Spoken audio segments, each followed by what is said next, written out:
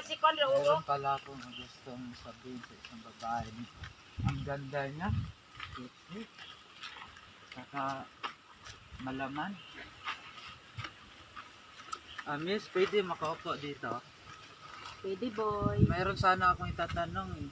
Ano bang yung gusto sa isang lalaki? Kung ako, boy, yung tatanungin mo, boy, gusto ko yung matangos ang ilong, guwapo, at saka macho. Bakit Miss? Sinas ka, ano bang nangyari sa'yo? Ah, sorry, boy, di mo pala naitanong yan.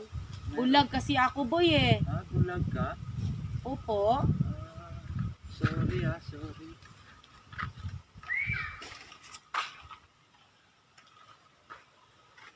Boy,